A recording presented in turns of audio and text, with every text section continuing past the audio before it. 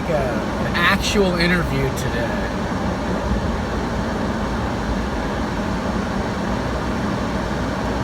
But I wore a t-shirt and jeans because it wasn't laid out for me what I'd be doing.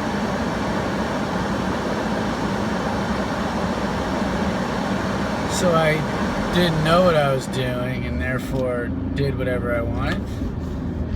No, I walked in there and tore it up, baby. No.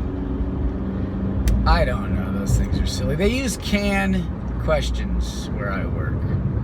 Canned. They read them. They take notes. They will choose me. They will choose me. They will choose me. I've got 15 years of... They want a customer service guy. I got 15 years of telephone sales experience.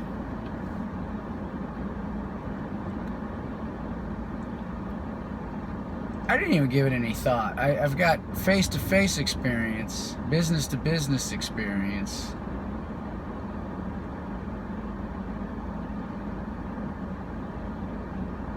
They didn't want to see my resume.